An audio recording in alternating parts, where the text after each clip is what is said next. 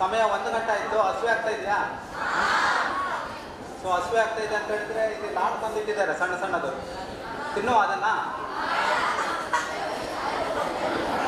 So ತ್ಯಾಗಮ್ಮ master ಅವರು ಸ್ವಾಗತ ಭಾಷಣ ಮಾಡುವಾಗ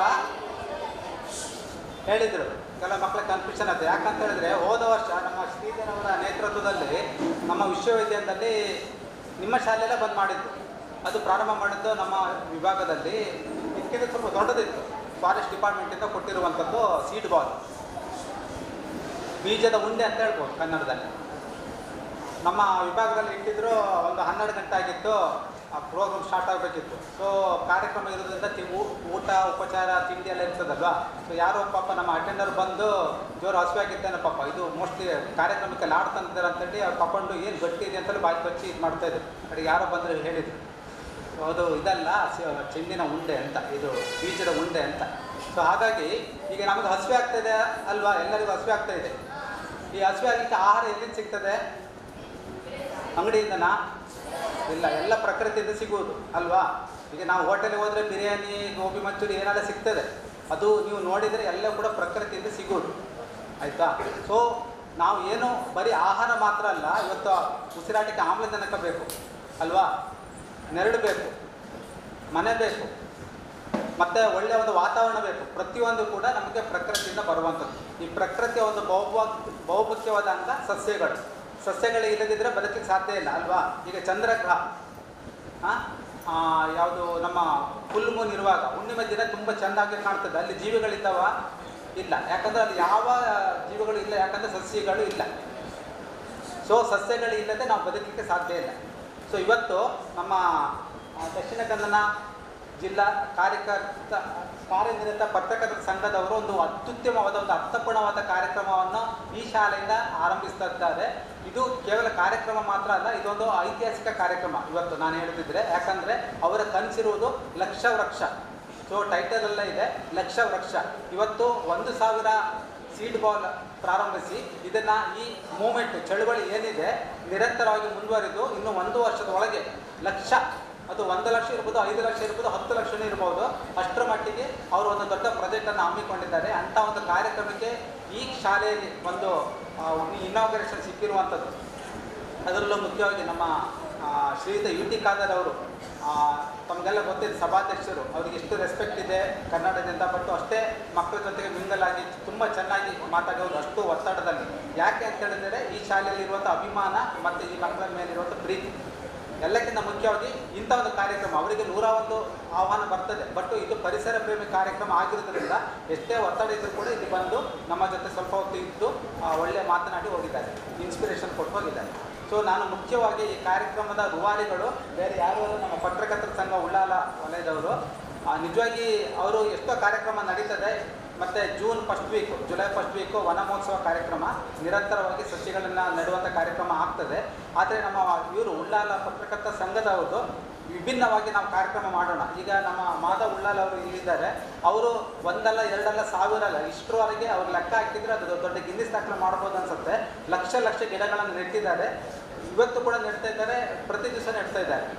ನಿಮಗೆಲ್ಲ ಗೊತ್ತಿದೆ, ನಮ್ಮ ಕರಾವಳಿಯ ಸಾಲುಮರದ ತಿಮ್ಮಕ್ಕ ಅಂತಲೇ ಕರೀತಾರೆ ಅವರಿಗೆ. ತುಂಬ ಪ್ರಶಸ್ತಿ ಪುರಸ್ಕಾರಗಳು ಸಿಕ್ಕಿವೆ. ಸೊ ಗಿಡ ನೆಡೋದು ಕೂಡ ಒಂದು ಕಾರ್ಯಕ್ರಮ. ಅದರ ಜೊತೆಗೆ ಇದು ಈಗಾಗಲೇ ನಮ್ಮ ಯು ಟಿ ಖಾದರ್ ಅವರು ಹೇಳಿದ್ದಾರೆ. ಏನಂತ ಹೇಳಿದರೆ, ಈ ಕೆಲವೊಂದು ಪ್ರದೇಶ ಯಾಕೆ ಈ ಬೀಜದ ಉಂಡೆ ಕಾನ್ಸೆಪ್ಟ್ ಬಂತು ಅಂತ ಹೇಳಿದರೆ, ಈಗ ಕೆಲವೊಂದು ಎಲ್ಲೋ ಗುಡ್ಡ ಇರ್ತದೆ, ಎಲ್ಲೋ ಒಂದು ದೊಡ್ಡ ಪ್ರದೇಶ ಇರ್ತದೆ, ವೇಸ್ಟ್ ಲ್ಯಾಂಡ್ ಇರ್ತದೆ, ಅಲ್ಲಿ ಮನುಷ್ಯರು ಹೋಗ್ಲಿಕ್ಕೆ ಸಾಧ್ಯ ಇಲ್ಲ. ಓಕೆ, ಅಲ್ಲಿ ಗಿಡ ನೆಡಬೇಕಂತ ಇರುತ್ತೆ, ಬಟ್ ಮನುಷ್ಯರು ಹೋಗ್ಲಿಕ್ಕೆ ಸಾಧ್ಯ ಇಲ್ಲ. ಮತ್ತು ದೊಡ್ಡ ಅರಣ್ಯ ಇರುತ್ತದೆ, ಅಲ್ಲಿ ಬೇರೆ ಬೇರೆ ಗಿಡಗಳಿರ್ಬೋದು, ಆದರೆ ಹೂವು ಹಣ್ಣು ಕೊಡುವಂಥ ಹಣ್ಣುಗಳು ಇಲ್ಲದೇ ಇರ್ಬೋದು. ಯಾಕಂದರೆ ಜೀವ ವೈವಿಧ್ಯತೆ ಬಗ್ಗೆ ನಿಮಗೆ ಗೊತ್ತಿದೆ. ಓಕೆ, ಸೊ ನಮಗೆ ಹೇಗೆ ಆಹಾರ ಬೇಕೋ, ಪಕ್ಷಿ ಎಲ್ಲದಕ್ಕೂ ಆಹಾರ ಬೇಕು. ಇವತ್ತು ಎಷ್ಟೋ ಪಶು ಪಕ್ಷಿಗಳು ಆಹಾರ ಸಿಗದೆ ನೀರು ಸಿಗದೆ ಸಾಯ್ತಾ ಇದ್ದಾವೆ. ಓಕೆ, ಸೊ ಅದಕ್ಕೋಸ್ಕರ ನಾವು ಕಾಡಿನ ಮಧ್ಯದಲ್ಲೂ ಕೂಡ ಅಲ್ಲಿ ವನ ಮಹೋತ್ಸವ ಮಾಡಬೇಕು, ಅಂದರೆ ಗಿಡಗಳನ್ನು ಬೆಳೆಸಬೇಕು, ಉಳಿಸಬೇಕು. ಆದರೆ ಅದು ಪ್ರಾಕ್ಟಿಕಲಿ ಕೆಲವೊಂದು ಸಲ ಸಾಧ್ಯ ಆಗೋದಿಲ್ಲ. ಸೊ ಅಂಥ ಸಂದರ್ಭದಲ್ಲಿ ಅದಕ್ಕೆ ಪರಿಹಾರವಾಗಿ ಈ ಬೀಜದ ಉಂಡೆ ಕಾನ್ಸೆಪ್ಟನ್ನು ತಂದಿರುವಂಥದ್ದು.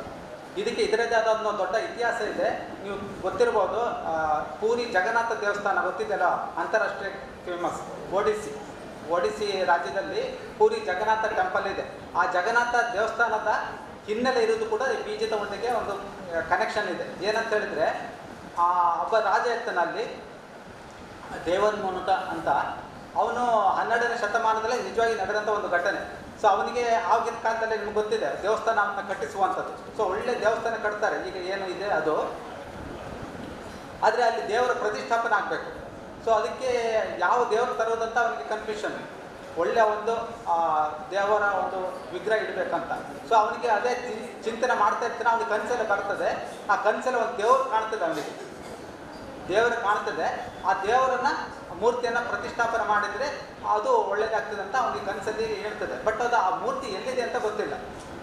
ಓಕೆ, ಆವಾಗ ಅದು ಅವರ ರಾಜ್ಯಸಭೆಯಲ್ಲಿ ಆಸ್ಥಾನದಲ್ಲಿ ಡಿಸ್ಕಸ್ ಮಾಡ್ತಾರೆ. ನನಗೆ ಈ ಥರ ಒಂದು ಕನಸು ಬಿದ್ದಿದೆ, ಈ ಥರ ಒಂದು ದೇವರ ಮೂರ್ತಿ ಇದೆ, ಅದಕ್ಕೆ ಅದರದ್ದೇ ಆದೊಂದು ಹೊಳಪಿದೆ, ಅದು ನಮ್ಮ ಇಲ್ಲಿಗೆ ತಂದರೆ ನಮ್ಮ ರಾಜ್ಯಕ್ಕೆ ಒಳ್ಳೇದಾಗ್ತದೆ ಅಂತ.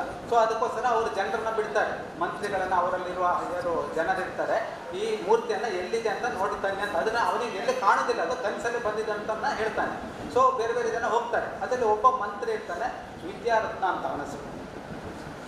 ಸೊ ಅವನು ಏನು ಮಾಡ್ತಾನೆ, ಹೋಗ್ತಾ ಹೋಗ್ತಾ ಅಲ್ಲಿ ಒಂದು ಟ್ರೈಬಲ್ ಕಮ್ಯುನಿಟಿ ಇರ್ತದೆ, ಬುಡಕಟ್ಟು ಜನಾಂಗ. ಸೊ ಹೀಗೆ ಹೋಗ್ತಾರೆ, ಮೊದಲಿನ ನಾಕೆ ಈಗಿನ ನಾಕೆ ಟೆಕ್ನಾಲಜಿ ಅದೆಲ್ಲ ಇರೋದಿಲ್ಲ, ನಡ್ಕೊಂಡು ಹೋಗ್ತಾ ಇರ್ತಾರೆ. ಒಂದು ಕಾಡು ಸಿಗುತ್ತೆ, ಕಾಡಲ್ಲಿ ಒಂದು ಟ್ರೈಬಲ್ ಬುಡಕಟ್ಟು ಜನಾಂಗ ಇರ್ತದೆ. ಅಲ್ಲಿ ಒಬ್ಬ ರಾಜ ಇರ್ತಾನೆ ಆ ಬುಡಕಟ್ಟು ಜನಾಂಗಕ್ಕೆ. ಸೊ ಅಲ್ಲಿ ಹೋಗಿ ನೋಡ್ತಾನೆ, ಇಲ್ಲಿ ಏನಾದರೂ ಸಿಗ್ಬೋದು ಆ ವಿಗ್ರಹ ಅಂತ. ನೋಡ್ತಾನೆ, ಎಲ್ಲಿ ಸಿಗೋದಿಲ್ಲ. ಆಯ್ತು, 1 ವಾರ ಕಳೀತಾನೆ. ಅಲ್ಲಿ ಏನಾಗುತ್ತೆ, ಅವನಿಗೆ ಆ ರಾಜನ ಮಗಳ ಜೊತೆಗೆ ಒಂದು ಲವ್ ಅಫೇರ್ ಆಗುತ್ತೆ, ರಾಜನ ಮಗಳ ಜೊತೆಗೆ. ಅವಳ ಹೆಸರು ಲಲಿತಾ ಅಂತ. ಇದೆಲ್ಲ ನಿಜವಾಗಿ ನಡೆದಂಥ ಒಂದು ಘಟನೆ. ಸೊ ಅಲ್ಲಿ ಲವ್ ಆಗ್ತದೆ. ಮತ್ತು ಅವನು ಹೇಗಿದ್ದರೂ ಮಂತ್ರಿ ಸ್ಥಾನದಲ್ಲಿ ಇರ್ತಾನೆ. ಅವ್ರನ್ನ ಮದುವೆ ಮಾಡ್ತಾನೆ. ಅಲ್ಲಿ ಮದುವೆ ಮಾಡಿ ಅದನ್ನು ಸ್ವಲ್ಪ ದಿವಸ ಇರ್ತಾನೆ. ಯಾಕಂದರೆ ಅವನು ಮುಖ್ಯವಾಗಿ ಬಂದಂಥ ಉದ್ದೇಶ ಆ ವಿಗ್ರಹವನ್ನು ತಗೊಂಡು ಹೋಗಬೇಕು ಅಥವಾ ಎಲ್ಲಿದೆ ಅಂತ ಫೈಂಡ್ ಔಟ್ ಮಾಡಬೇಕು. ಅದು ಇಲ್ಲಿದ್ದು ವಾಪಸ್ ಹೋಗ್ಲಿಕ್ಕಿಲ್ಲ. ಸೊ 15 ದಿನ ಆಗುತ್ತೆ, 20 ದಿವಸ ಆಗುತ್ತೆ. ಸೊ ಆವಾಗ ಅಲ್ಲಿ ರಾಜ ಏನು ಮಾಡ್ತಾನೆ, ಪ್ರತಿದಿನ ಬೆಳಗ್ಗೆ 5 ಗಂಟೆಗೆ ಎದ್ದು ಹೋಗ್ತಾನೆ. ಎಲ್ಲಿಗೆ ಹೋಗ್ತಾನೆ ಅಂತ ಗೊತ್ತಿಲ್ಲ. ಒಂದು 11 ಗಂಟೆ ಹೊತ್ತಿಗೆ ವಾಪಸ್ ಬರ್ತಾನೆ. ಇವನು ಸರ್ಪ್ರೈಸ್, ಇವನು ಬೆಳಿಗ್ಗೆ 4 ಗಂಟೆ ಎತ್ಕೊಂಡು ಎಲ್ಲಿ ಹೋಗ್ತಾನೆ ಈ ರಾಜ ಅಂತ ಇವನು ಅಬ್ಸರ್ವ್ ಮಾಡ್ತಾ ಇದ್ದಾನೆ. ಎಲ್ಲಿಗೆ ಅಂತ ಗೊತ್ತಾಗಲ್ಲ. ಕಡೆ ಹೆಂಡತಿ ಹತ್ರ ಕೇಳ್ತಾನೆ. ಸೊ ನನಗೂ ಗೊತ್ತಿಲ್ಲ ಇಷ್ಟೊಳಗೆ, ಅದೊಂದು ಸೀಕ್ರೆಟ್ ಅಂತ. ಕಡೆಗೆ ಮಾವನ ಹತ್ರ ಕೇಳ್ತಾನೆ, ಎಲ್ಲಿ ಹೋಗ್ತಾ ಇದ್ದೀರಿ? ಆವಾಗ ಮಾವ ಹೇಳ್ತಾನೆ, ನಾನು ಅಲ್ಲಿ ಒಂದು ನಮ್ಮ ಬೆಟ್ಟದ ತುದಿಯಲ್ಲಿ ಒಂದು ಗುಡಿ ಇದೆ, ಒಂದು ಗುಹೆ ಇದೆ. ಆ ಗುಹೆ ಒಳಗೆ ಒಂದು ದೇವರಿದ್ದಾರೆ, ಅಲ್ಲಿ ನಾವು ಪ್ರಾರ್ಥನೆ ಮಾಡೋಬಾರ್ದು, ಅದು ನಮಗೆ ಎಲ್ಲದೂ ಒಳ್ಳೇದು ಮಾಡ್ತಾ ಇದೆ, ಬೆಳೆ ಎಲ್ಲವೂ ಕೂಡ ಒಳ್ಳೇದಿರುತ್ತೆ ಅಂತ. ಸೊ ಇವನಿಗೆ ಅದು ನೋಡಬೇಕಂತ. ಆದರೆ ಅಲ್ಲಿ ಯಾರಿಗೂ ಹೋಗ್ಲಿಕ್ಕೆ ಅವಕಾಶ ಇಲ್ಲ. ಬಟ್ ಇವನು ಒತ್ತಾಯ ಮಾಡ್ತಾನೆ, ದಯವಿಟ್ಟು ನನಗೆ ಅಲ್ಲಿ ಕರ್ಕೊಂಡೋಗಿ ನಾನು ಒಂದ್ಸಲ ನೋಡಬೇಕು ಆ ದೇವರನ್ನು, ನಾನು ಕೂಡ ಪ್ರಾರ್ಥನೆ ಮಾಡಬೇಕಂತ. ಯಾಕಂದರೆ ಇವನ ಮೈಂಡಲ್ಲಿ ಇರೋದು ಆ ವಿಗ್ರಹವನ್ನು ನೋಡುವಂಥದ್ದು, ಅದು ಇರ್ಬೋದಂತ. ಯಾರಿಗೆ ಆ ರಾಜನಲ್ಲಿ ಕನಸಿನಲ್ಲಿ ಬಂದಂಥ ವಿಗ್ರಹ ಇರ್ಬೋದಂತ. ಸೊ ಆದರೆ ರಾಜ ಕಂಡೀಷನ್ ಆಗ್ತಾನೆ, ಓಕೆ ನಾನು ಕರ್ಕೊಂಡು ಹೋಗ್ತಾನೆ ರಾತ್ರಿಯಲ್ಲಿ, ನಿಮಗೆ ಕಣ್ಣಿಗೆ ಬಟ್ಟೆ ಕಟ್ತವೆ, ಯಾಕಂದರೆ ನಮ್ಮದು ಕಂಡೀಷನ್ ಇರೋದಾಗಿ ಕಣ್ಣಿಗೆ ಬಟ್ಟೆ ಕರ್ಕೊಂಡೋಗಿ ಅಲ್ಲಿ ಕರ್ಕೊಂಡೋಗಿ ತೋರಿಸ್ತಾನೆ, ಮತ್ತು ವಾಪಸ್ ಹಾಕಿ ಕರ್ಕೊಂಡು ಬರ್ತೇನೆ ಅಂತ. ಸೊ ಅದಕ್ಕೆ ಒಪ್ತಾನೆ. ಏನಾಗುತ್ತೆ, ಕಡೆಗೆ ಹೆಂಡತಿ ಹತ್ರ ಹೇಳ್ತಾನೆ, ಹೆಂಡತಿ ಆ ರಾಜನ ಮಗಳೇ, ಈ ಥರ ಕಂಡೀಷನ್ ಹಾಕಿದ್ದಾರೆ, ಏನು ಮಾಡಲಿ ಅಂತ. ಆವಾಗ ರಾಜನ ಹೆಂಡತಿ ಹೇಳ್ತಾಳೆ ಲಲಿತಾ, ಒಂದು ಐಡಿಯಾ ಮಾಡ್ತಾಳೆ. ಏನು ಮಾಡ್ತಾಳೆ ಅಂತ ಹೇಳಿದ್ರೆ, ಈ ಸಾಸಿವೆ ಬೀಜ ಇರ್ತದಲ್ಲ, ಆ ಸಾಸಿವೆ ಬೀಜ ಇದೇ ಥರ ಉಂಡೆ ಮಾಡ್ತಾರೆ. ಉಂಡೆ ಮಾಡಿ ಸಣ್ಣ ಇದಕ್ಕಿಂತ ಚಿಕ್ಕ ಉಂಡೆ ಮಾಡಿ ಅವಳ ಗಂಡನಿಗೆ ಕೊಡ್ತಾಳೆ. ನೀವು ಒಂದು ಕೆಲಸ ಮಾಡಿ, ಹೋಗ್ತಾ ಒಂದೊಂದೇ ಬೀಳ್ಸ್ಕೊಂತ ಹೋಗಿ, ಒಂದೊಂದೇ ಬೀಳ್ಸ್ಕೊಂತ ಹೋಗಿ ಅಲ್ಲಿ ತನಕ ಹೋಗಿ ಅಂತ. ಯಾಕಂದರೆ ಅವನಿಗೆ ಕಣ್ಣಿಗೆ ಬಟ್ಟೆ ಕಟ್ಟಿರ್ತಾರೆ. ಸೊ ಅಲ್ಲಿ ಹೋಗಿ ನೋಡ್ತಾನೆ, ಆ ರಾಜ ಏನು ಹೇಳಿದ್ದಾನೆ, ಆ ವಿಗ್ರಹ ನೀಲಮಾಧವ ಅಂತ ದೇವರ ಹೆಸರು, ಆ ನೀಲಮಾಧವ ಮೂರ್ತಿ ಅಲ್ಲಿರುತ್ತೆ. ಅದು ನೋಡಿ ಅವನಿಗೆ ತುಂಬ ಖುಷಿಯಾಗಿದೆ, ಅಷ್ಟು ಬ್ರಿಲಿಯಂಟ್ ಆಗಿರುತ್ತೆ, ಅಷ್ಟು ವೈಬ್ರೆಂಟ್ ಆಗಿರುತ್ತೆ. ಸೊ ಇದೇ ದೇವರು ರಾಜನ ಕನಸಲ್ಲಿ ಬಂದಿದೆ ಅಂತ ಗೊತ್ತಾಗುತ್ತೆ. ಆದರೆ ಮತ್ತೆ ಪುನಃ ವಾಪಸ್ ಕರ್ಕೊಂಡು ಬರ್ತಾರೆ, ಕಣ್ಣಿಗೆ ಬಟ್ಟೆ ಕಟ್ಟಿ ವಾಪಸ್ ಕರ್ಕೊಂಡು ಬರ್ತಾರೆ. ಸೊ ಅವನಿಗೆ ಎಲ್ಲಿ ಕರ್ಕೊಂಡು ಹೋದ್ರು, ಎಲ್ಲಿ ಬಂತು ಏನೂ ಗೊತ್ತಾಗಲ್ಲ. ಓಕೆ, ಸೊ ಮತ್ತೆ ಆಯಿತು, ಅವನಿಗೆ ಗೊತ್ತಾಯ್ತು ಇದೇ ವಿಗ್ರಹ ಅಂತ. ಸೊ ಅಂತೂ ಅಲ್ಲಿ ಸ್ವಲ್ಪ ಜನ ಇದ್ದು ವಾಪಸ್ ರಾಜನ ಹತ್ರ ಹೋಗ್ತಾನೆ. ರಾಜ ಅವರೇ, ನೀವು ಹೇಳಿದ ವಿಗ್ರಹ ಅದು ನನಗೆ ಸಿಕ್ಕಿದೆ, ಟ್ರೈಬಲ್ ಕಮ್ಯುನಿಟಿ ಅವರು ಈ ಥರ ಒಂದು ಮಾಡ್ತಾ ಇದ್ದಾರೆ, ಅಲ್ಲಿದೆ ಅಂತ ಹೇಳ್ತಾನೆ. ಆವಾಗ ರಾಜ ಅವರದ್ದೇ ದೊಡ್ಡದ ಸೈನ್ಯ ಎಲ್ಲ ಇರುತ್ತೆ, ಹೋಗ್ತಾರೆ. ಯಾಕಂದರೆ ಅವ್ರು ಹೇಳ್ತಾನೆ, ಅಲ್ಲಿ ಬಿಡುವುದಿಲ್ಲ ಯಾರಿಗೂ, ಅವ್ರು ಬುಡಕಟ್ಟು ಜನಾಂಗದವರು ಸ್ಟ್ರಾಂಗ್ ಇದ್ದಾರೆ, ಅವ್ರು ಯಾರಿಗೂ ಬಿಡುವುದಿಲ್ಲ ಅಂತ, ಒಳಗಡೆ ಹೋಗ್ಲಿಕ್ಕೆ ಬಿಡಲ್ಲ. ಸೊ ರಾಜ ಸ್ಟ್ರಾಂಗ್ ಇರೋದ್ರಿಂದ ಅವ್ರ ಸೈನಿಕ ಕಟ್ಕೊಂಡು ಅವ್ರ ಅಟ್ಯಾಕ್ ಮಾಡೋದಕ್ಕೆ ಹೋಗ್ತಾನೆ. ಹೋದ್ರು ಕೂಡ ಅಲ್ಲಿ ಎಲ್ಲಿ ಅಂತ ಗೊತ್ತಾಗಲ್ಲ ಅವ್ರಿಗೆ, ಯಾಕಂದರೆ ಇವನು ಕಂಡಿರೋದಿಲ್ಲ. ಸೊ ಹೋಗುವಾಗ ಆ ಬೀಜ ಬಿದ್ದಿದ್ನಲ್ಲ ಅವಾಗ ಸಾಸಿವೆದು, ಅದು ಏನಾಗಿದೆ, ಅದು ಮೊಳಕೆ ಹೊಡೆದು ಚಿಗುರಾಗಿರುತ್ತೆ, ಗಿಡ ಬೆಳೆದಿರುತ್ತೆ, ಬೆಳೆದು ಆ ಲೈನ್ ಕಾಣ್ತದೆ. ಸೊ ಅದೇ ಸಾಸಿವೆ ಕಡೆ ಇಟ್ಕೊಂಡು ಹೋಗ್ತಾರೆ. ಹೋಗಿ ಆ ಎಲ್ಲಿ ಕೇವ್ ಇದೆ ಅಲ್ಲಿ ಹೋಗ್ತಾರೆ. ಹೋಗುವಾಗ ಏನೋ ಒಂದು ಘಟನೆ ನಡೀತದೆ, ಅವ್ರಿಗೆ ಆ ವಿಗ್ರಹ ಸಿಗೋದಿಲ್ಲ ಅವರಿಗೆ. ಸೊ ಆವಾಗ ಏನು ಮಾಡ್ತಾನೆ ರಾಜ, ಆ್ಯಕ್ಚುಲಿ ದೇವಸ್ಥಾನ ಕಟ್ಟಿದ್ದು ಒಂದು ಪ್ರದೇಶದಲ್ಲಿ, ಕಡೆಗೆ ಅಲ್ಲಿ ವಿಗ್ರಹ ಅವ್ರಿಗೆ ಸಿಗದೇ ಇದ್ರು, ಇಲ್ಲೇ ನನಗೆ ಒಳ್ಳೆಯ ಒಂದು ಇದಂತ, ಈ ಕಾಂತಾರ ಪಿಕ್ಚರ್ ನೋಡಿದ್ದಾರೆ ಸ್ವಲ್ಪ ಆ ಥರ ಸ್ಟೋರಿ.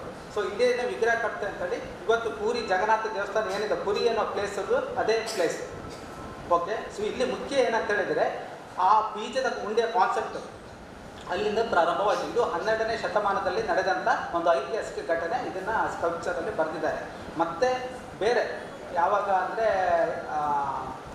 1700ರಲ್ಲಿ ಈಜಿಪ್ಟಲ್ಲಿ ಇದು ಪ್ರಾರಂಭವಾಯಿತು. ನಾವು ಈಗ ಇತಿಹಾಸ ತೆಗೆದು ನೋಡಿದರೆ ನಮ್ಮ ಈ ಕತೆ ಬರೋದಿಲ್ಲ ಅದರಲ್ಲಿ. ಈಜಿಪ್ಟಿಂದ ಈ ಬೀಜದ ಉಂಡೆ ಕಾನ್ಸೆಪ್ಟ್ ಸ್ಟಾರ್ಟ್ ಆಯಿತು. ಯಾಕಂತ ಹೇಳಿದ್ರೆ ಅಲ್ಲಿ ನೈಲ್ ನದಿ ಬರ್ತಿದಲ್ವಾ, ನೈಲ್ ನದಿ ನೀವು ಕೇಳಿದರೆ ಜಗತ್ತಿನ ಅತ್ಯಂತ ಉದ್ದವಾದ ನದಿ. ಸೊ ಅಲ್ಲಿ ಯಾವಾಗಲೂ ಪ್ರವಾಹ ಬರ್ತಾಯಿತ್ತು. ಪ್ರವಾಹ ಬಂದು ಈ ಕೃಷಿ ಭೂಮಿಯನ್ನು ಹಾಳಾಗ್ತಿತ್ತು. ಸೊ ಅವ್ರು ಏನು ಬೀಜ ನೆಟ್ಟಿದ್ದಾರೆ ಅದೆಲ್ಲ ಏನು ಅಲ್ಲೇ ಕೊಳೆತು ಹೋಗ್ತಿತ್ತು, ಅಥವಾ ಬೇರೆ ಹಕ್ಕಿಗಳು ಅಥವಾ ಸ್ಪಿರಲ್ಸ್ ಅವತ್ತಿಂದ ಹಾಳು ಮಾಡ್ತಾಯಿತ್ತು. ಸೊ ಅದನ್ನು ಪ್ರೊಟೆಕ್ಟ್ ಮಾಡಬೇಕಲ್ಲ, ಅದಕ್ಕೆ ಏನು ಮಾಡ್ತಾರೆ, ಈ ಬೀಜದ ಉಂಡ ಕಾನ್ಸೆಪ್ಟನ್ನು ಇಂಟ್ರೊಡ್ಯೂಸ್ ಮಾಡಿ ಸಕ್ಸಸ್ ಆಗ್ತಾರೆ. ಸೊ ಅಲ್ಲಿಂದ ನೆಕ್ಸ್ಟು ಜಪಾನಿಗೆ ಬರ್ತದೆ. ಜಪಾನ್ ಅಲ್ಲಿ ಫೂಕೋ ಅಂತ ಒಬ್ಬ ವಿಜ್ಞಾನಿ ಇದ್ದಾರೆ, ಸಸ್ಯ ವಿಜ್ಞಾನಿ. ಓಕೆ, ಸೊ ಅವ್ರು ಏನು ಮಾಡ್ತಾರೆ ಅಂತ ಹೇಳಿದರೆ ಇದನ್ನು ಇಂಟ್ರೊಡ್ಯೂಸ್ ಮಾಡ್ತಾರೆ. ಅಲ್ಲಿ ಕೂಡ ಭೂಕಂಪ ಬರಗಾಲ ಎಲ್ಲ ಬಂದು ತುಂಬ ಇದಾಗಿರುತ್ತೆ. ಆವಾಗ ಯಾವುದೇ ಗಿಡ ನೆಟ್ಟರು ಕೃಷಿ ಮಾಡಿದ್ರು ಕೂಡ ಸಕ್ಸಸ್ ಆಗಲ್ಲ. ಆವಾಗ ಫೂಕೋ ಅನ್ನೋ ವಿಜ್ಞಾನಿ ಇದೇ ಬೀಜದ ಉಂಡೆನ ಕಾನ್ಸೆಪ್ಟ್ ಇಂಟ್ರೊಡ್ಯೂಸ್ ಮಾಡಿ ಸಕ್ಸಸ್ಫುಲ್ ಆಗಿ ಮಾಡ್ತಾರೆ. ಸೊ ಇವತ್ತಿಗೂ ಕೂಡ ಅವರಿಗೆ ನೊಬೆಲ್ ಪಾರಿತೋಷಿಕ ಸಿಗಲಿಲ್ಲ, ಆದರೆ ಮ್ಯಾಗಸೆ ಅವಾರ್ಡ್ ಸಿಕ್ಕಿದೆ, ತುಂಬ ಅಂತಾರಾಷ್ಟ್ರೀಯ ಪ್ರಶಸ್ತಿ ಸಿಕ್ಕಿದೆ ಅವರಿಗೆ. ಯಾಕೆ ಸಿಕ್ಕಿದೆ ಅಂತ ಹೇಳಿದ್ರೆ ಈ ಆಧುನಿಕ ಕೃಷಿ ಪದ್ಧತಿಯಿಂದ ಹೊರಗೆ ಬಂದು ಈ ಸಾಂಪ್ರದಾಯಿಕ ಕೃಷಿ ಪದ್ಧತಿಯನ್ನು ಅವರು ಅಳವಡಿಸಿರುವುದು. ಅದರಲ್ಲಿ ಮುಖ್ಯವಾಗಿರುವಂಥದ್ದು ಈ ಬೀಜದ ಉಂಡೆ. ಓಕೆ, ಅದರ ನಂತರ ನಮ್ಮ ದೇಶಕ್ಕೂ ಬಂತು ಇವತ್ತು.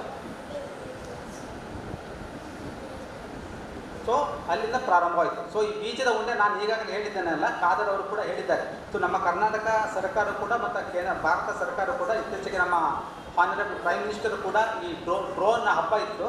ಆವಾಗ ಅವ್ರು ಹೇಳಿದರು ಈ ಡ್ರೋನ್ ಟೆಕ್ನಾಲಜಿಯನ್ನು ಬೀಜದ ಉಂಡೆ ನಮ್ಮ ದೇಶದಾದ್ಯಂತ ಬಿತ್ತರಿಸಲಿಕ್ಕೆ ಉಪಯೋಗಿಸೋಣ ಅಂತ ಅವರು ಒಂದು ಸ್ಟೇಟ್ಮೆಂಟ್ ಕೊಟ್ಟಿದ್ದಾರೆ. ಆ ಹಿನ್ನೆಲೆಯಲ್ಲಿ ಭಾರತೀಯ ವಿಜ್ಞಾನ ಸಂಸ್ಥೆ Indian institute of science Bengaluru ಅವರು ಕೂಡ ಒಂದು ದೊಡ್ಡ ಪ್ರಾಜೆಕ್ಟ್ ಮಾಡಿದ್ದಾರೆ. ನಮ್ಮ ಶ್ರೀಧರ್ ಅವರ ನೇತೃತ್ವದಲ್ಲಿ ಕೂಡ ಈಗ ಒಂದು 5 ವರ್ಷದಿಂದನೇ ಅವರು ಪ್ರಾರಂಭ ಮಾಡಿದ್ದಾರೆ. ಹೋದ ವರ್ಷವೂ ಕೂಡ ನಿಮ್ಮ ಶಾಲೆ, ನಿಮ್ಮ ಕೆಲವರು ಮಕ್ಕಳು ಇದ್ದಿರ್ಬೋದು ಸೀನಿಯರ್ಸ್, ಅವರೆಲ್ಲ ಸೇರಿ ಈ ನಮ್ಮ ಹರೇಕಳ ಗ್ರಾಮ, ನಿಮ್ಮ ಶಾಲೆ ಸುತ್ತಮುತ್ತ ಸುಮಾರು 1000 ಗಿಡ, ಇದನ್ನು ಯಾರಾದರೂ ಇದ್ದೀರಾ ಇಲ್ಲಿ ಹೋದ ವರ್ಷ ಥ್ರೋ ಮಾಡಿದವರು? ಮೋಸ್ಟ್ಲಿ SSLC ಮಕ್ಕಳು ಅಂತ ಅನ್ಸುತ್ತೆ ಹೋದ ವರ್ಷದವರು. ಸೊ ತುಂಬ ಮಕ್ಕಳು ಭಾಗಿಯಾಗಿ ಸೀಡ್ ಬಾಲನ್ನು ಥ್ರೋ ಮಾಡಿ ಆಗಿದೆ. ಇವತ್ತು ಈಗ ಹೋದ ವರ್ಷ ಆಗಿರೋದು ಇವತ್ತು ತುಂಬ ಅದರಲ್ಲಿ ಸುಮಾರು 1000 ಇದು ಮಾಡಿದ್ರೆ ಅಟ್ಲೀಸ್ಟ್ 500 ಕೂಡ ಬೆಳೆದಿರುತ್ತೆ. ಮತ್ತು ನಮ್ಮ ಸಾಂಪ್ರದಾಯಿಕ ಗಿಡ ನೆಡೋದಕ್ಕಿಂತ ಇದು ತುಂಬ ಸಕ್ಸಸ್ಫುಲ್, ಅದು ವೈಜ್ಞಾನಿಕವಾಗಿ ಕೂಡ ಪ್ರೂವ್ ಆಗಿದೆ. ಸೊ ನಾನು ಏನು ಹೇಳೋದು ಅಂತ ಹೇಳಿದ್ರೆ ಇದ್ರ ಬಗ್ಗೆ ತುಂಬ ಮಾತಾಡಲಿಕ್ಕಿದೆ ವೈಜ್ಞಾನಿಕ ಹಿನ್ನೆಲೆ, ಮತ್ತು ಇದು ತುಂಬ ಯಶಸ್ವಿಯಾಗಿರುವಂಥ ಒಂದು ಕಾರ್ಯಕ್ರಮ. ಹಾಗಾಗಿ ಇವತ್ತು ಭಾರತ ಮಾತ್ರವಲ್ಲ ಜಗತ್ತಿನಾದ್ಯಂತ ಈ ಕಾರ್ಯಕ್ರಮ ನಡೀತಾ ಇದೆ. ನೀವೆಲ್ಲರೂ ಕೂಡ ಒಂದು ಸಂತೋಷ ಪಡಬೇಕು. ಏನಂತ ಹೇಳಿದ್ರೆ ಇದೊಂದು ಐತಿಹಾಸಿಕ ಕಾರ್ಯಕ್ರಮ, ಲಕ್ಷ ವೃಕ್ಷೋತ್ಸವ ನಮ್ಮ ಪತ್ರಕರ್ತರ ಸಂಘದವರು ಮಾಡ್ತಾ ಇದ್ದಾರೆ. ಇಲ್ಲಿಂದ ಪ್ರಾರಂಭವಾಗಿದೆ. ನೀವೆಲ್ಲರೂ ಕೂಡ ಈ ಐತಿಹಾಸಿಕ ಕಾರ್ಯಕ್ರಮದಲ್ಲಿ ಸಾಕ್ಷಿಯಾಗಿದ್ದೀರಿ, ಆಯಿತಾ? ಸೊ ನಾವು ಈಗ ಆಲ್ರೆಡಿ ಡಿಸ್ಕಸ್ ಮಾಡಿದ್ದೇವೆ. ಇದನ್ನು ಇನ್ನೂ ದೊಡ್ಡ ಮಟ್ಟದಲ್ಲಿ ಮಾಡಿ ಒಂದು ಗಿನ್ನಿಸ್ ದಾಖಲೆಯನ್ನು ಮಾಡೋಣ. ಸೊ ಆ ಮೂಲಕ ಬೇರೆಯವರಿಗೆ ಇನ್ಸ್ಪಿರೇಷನ್ ಮಾಡಿ ಇದು ಮಾಡೋಣ. ಯಾಕಂದರೆ ತುಂಬ ಅರಣ್ಯ ನಾಶ ಆಗ್ತದೆ, ಬೇರೆ ಬೇರೆ ಅನಾಹುತಗಳು ಆಗ್ತಾ ಇವೆ. ಸೊ ಅದನ್ನೆಲ್ಲ ಪರಿಹಾರವಾಗಿ ನಾವು ಅರಣ್ಯೀಕರಣ ಮಾಡಲಿಕ್ಕೆ ಸಾಧ್ಯ ಇದೆ. ಈಗಾಗಲೇ ನಮ್ಮ ಶ್ರೀಧರ್ ಅವರ ನೇತೃತ್ವದಲ್ಲಿ ಮತ್ತು ಮಾಧವ್ ಉಳ್ಳಾಲ್ ಅವರ ನೇತೃತ್ವದಲ್ಲಿ ತುಂಬ ಯಶಸ್ವಿ ಕಾರ್ಯಕ್ರಮ ಮಾಡ್ತಾ ಇದ್ದಾವೆ ಗಿಡ ನೆಡುವುದು. ಅದ್ರ ಜೊತೆಗೆ ಸೀಡ್ ಬಾಲನ್ನು ಕೂಡ ನಾವೆಲ್ಲರೂ ಅದ್ರ ಜೊತೆಗೆ ಸೇರಿ ಕೆಲಸ ಮಾಡೋಣ. ಇದು ಯಶಸ್ವಿ ಆಗ್ತದೆ. ಈ ಯಶಸ್ವಿಗೆ ನೀವೆಲ್ಲರ ಕೈ ಜೋಡಿಸಬೇಕಾಗಿ ಅಂತ ಮತ್ತೊಮ್ಮೆ ನಿಮ್ಮಲ್ಲಿ ಕೋರಿಕೊಳ್ಳುತ್ತಾ ಇಂಥ ಒಂದು ಅರ್ಥಪೂರ್ಣ ಕಾರ್ಯಕ್ರಮವನ್ನು ನಮ್ಮ ಪತ್ರಕರ್ತರ ಸಂಘದವರು ಯಶಸ್ವಿಯಾಗಿ ಮಾಡ್ತಾ ಇರೋದಕ್ಕೆ ಹೃತ್ಪೂರ್ವಕ ಅಭಿನಂದನೆ ಮತ್ತು ಕೃತಜ್ಞತೆಯನ್ನು ಸಲ್ಲಿಸ್ತೇನೆ. ಸೊ ತುಂಬ ವೇಗವಾಗಿ ಮಾತಾಡೋದು, ಯಾಕಂದರೆ ಸಮಯ ಇಲ್ಲ, ಮಕ್ಕಳಿಗೆ ಕೂಡ ಹಸಿವೆ ಆಗ್ತಾ ಇದೆ. ಸೊ ಹಾಗಾಗಿ ಇನ್ನೊಮ್ಮೆ ಬಂದು ಇದ್ರ ಬಗ್ಗೆ ನಾವು ಡಿಸ್ಕಸ್ ಮಾಡೋಣ. ಮತ್ತು ಸಾಧ್ಯವಾದರೆ ಸರ್ ಇನ್ನೊಂದು ನೆಕ್ಸ್ಟ್ ವೀಕಲ್ಲಿ ನಾವು ಮಕ್ಕಳಿಗೆ ತರಬೇತಿ ಕೊಟ್ಟು ಇದನ್ನು ಮಾಡೋಣ, ಒಂದು 1000 ಇದನ್ನು ಮಾಡೋಣ. ನಮ್ಮ ಶ್ರೀಧರ್ ಅವರು ಕೂಡ ಸಹಾಯ ಮಾಡ್ತಾರೆ. ಸೊ ಅದನ್ನು ವೈಜ್ಞಾನಿಕ ರೀತಿಯಲ್ಲಿ ಹೇಗೆ ಬೀಜದ ಉಂಡೆ ಮಾಡ್ಬೋದು ಅನ್ನೋದನ್ನು ಒಂದು ತರಬೇತಿ ಕಾರ್ಯಕ್ರಮ ಒಂದು ದಿವಸ ಮಾಡೋಣ. ಸೊ ನೀವೆಲ್ಲರೂ ದಯವಿಟ್ಟು ಭಾಗಿಯಾಗಬೇಕು. ಮತ್ತೊಮ್ಮೆ ಇಂಥ ಒಂದು ಅರ್ಥಪೂರ್ಣ ಕಾರ್ಯಕ್ರಮಕ್ಕೆ ನನಗೂ ಕೂಡ ಭಾಗಿಯಾಗಲಿಕ್ಕೆ ಅವಕಾಶ ಮಾಡಿಕೊಟ್ಟ ತಮಗೆಲ್ಲರಿಗೂ ಹೃತ್ಪೂರ್ವಕ ಕೃತಜ್ಞತೆ ನನ್ನ 2 ಮಾತನ್ನು ಮುಗಿಸ್ತೇನೆ. ಜೈ ಹಿಂದ್.